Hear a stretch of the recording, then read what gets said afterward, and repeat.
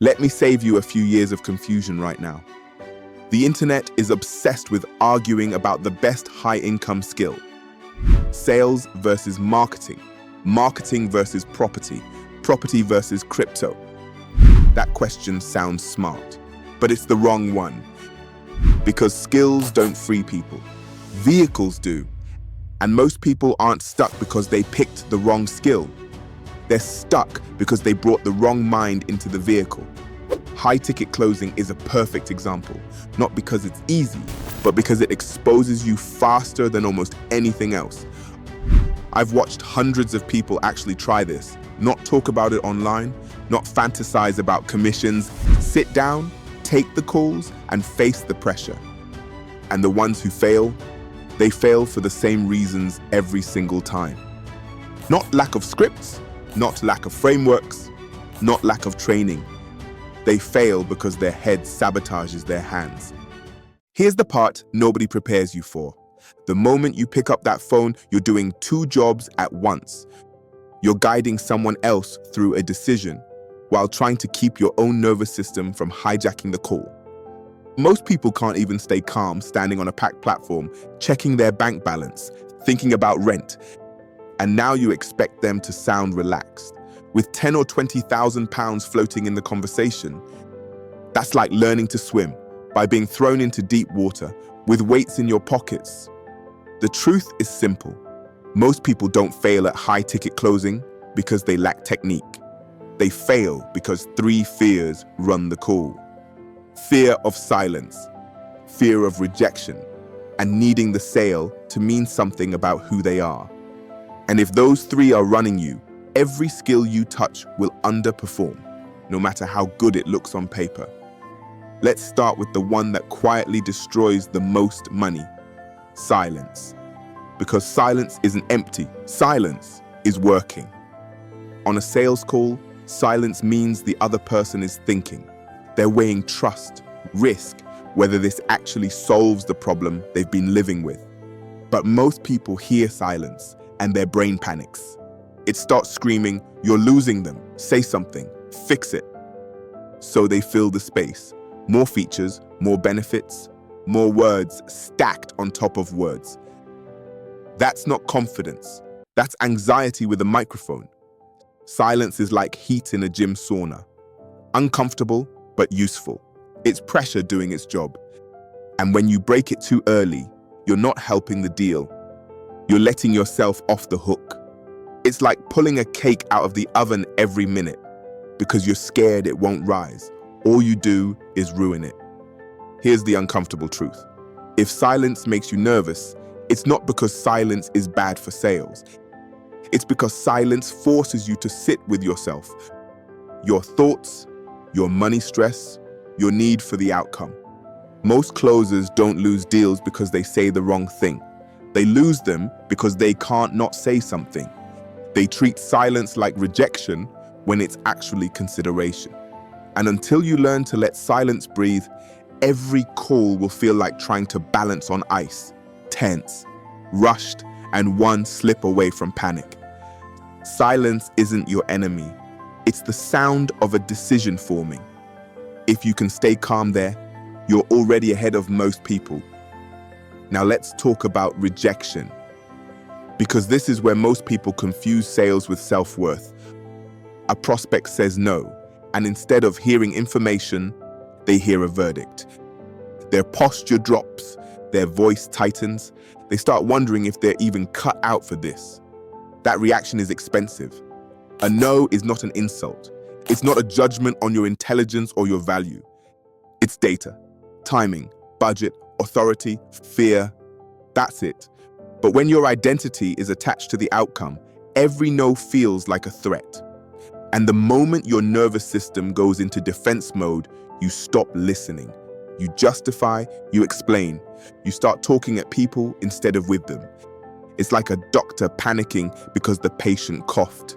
Instead of asking questions, they start prescribing random medicine. Here's the paradox most people miss.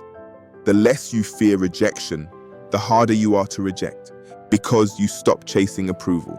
You stop trying to win. You start trying to understand. The calmest person in the conversation always has the most control. Not the loudest, not the most prepared, the calmest.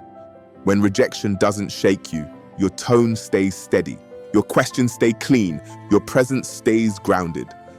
And prospects respond to that, not consciously, emotionally. Rejection only hurts when your worth is riding shotgun. Take it out of the car, and the drive gets a lot smoother. Now we get to the one people don't like admitting, needing the sale too badly. This is where things quietly fall apart.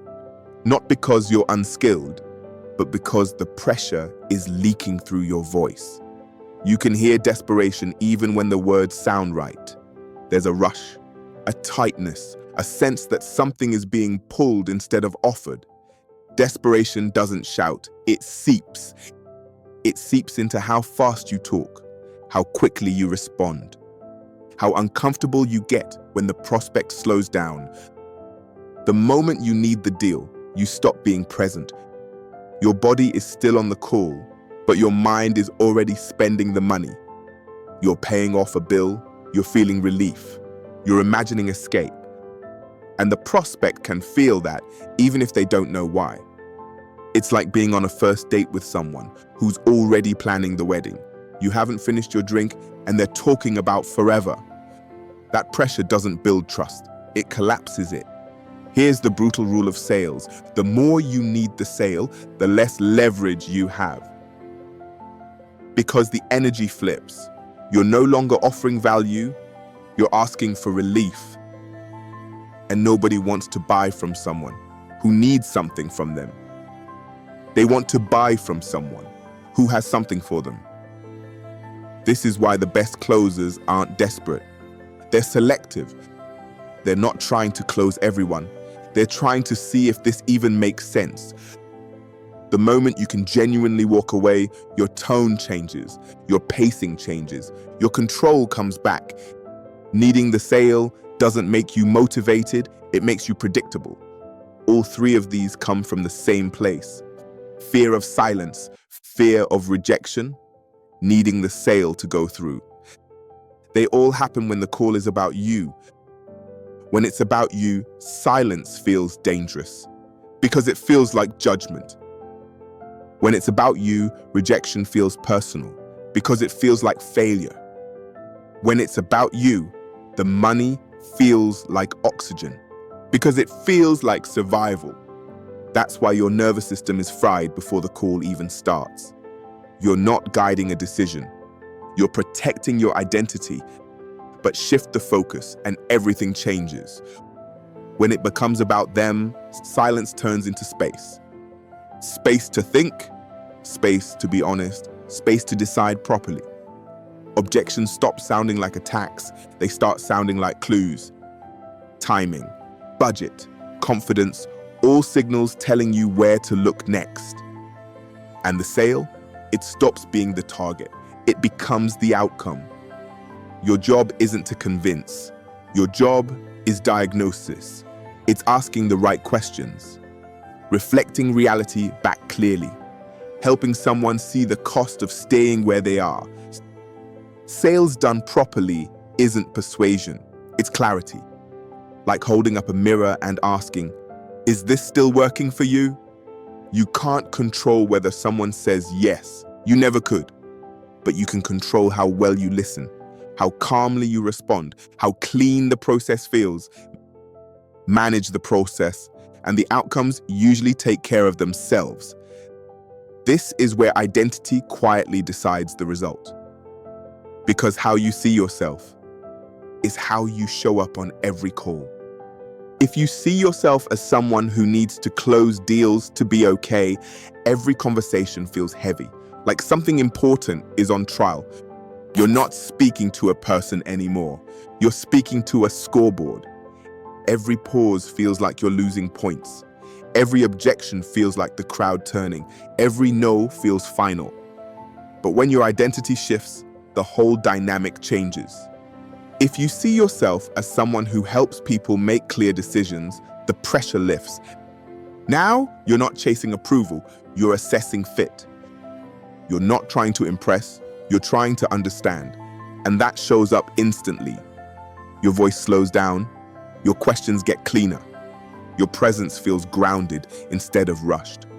Confidence isn't sounding certain. It's not needing certainty. The best closers don't show up like beggars. They show up like interviewers. Not arrogant, not cold, just clear on the value of what's on the table. They know the solution isn't for everyone, and because of that, it lands harder with the right people. Here's the uncomfortable truth. If you're afraid to lose the deal, you don't fully believe in the value yet. Because when you do believe, walking away doesn't feel like loss. It feels like alignment. You stop forcing outcomes. You stop dragging people across decisions they're not ready for. And that's when more people say yes. Not because you pushed harder, but because you finally stopped pushing. Here's what actually separates people who last from people who burn out. They stop trying to convince. High-ticket closing isn't about overpowering objections or dragging someone to a yes. It's about creating enough clarity that the right decision becomes obvious. Think of yourself less like a seller and more like a guide. Someone walking beside another person through fog. Your job isn't to shove them forward. It's to point out what's already there. The dead end, the long road, the open path they've been avoiding. Some people will see that clearly and still decide not to move. That doesn't mean you failed. It means they made an informed choice. Most people lose deals because they try to control outcomes instead of managing the process.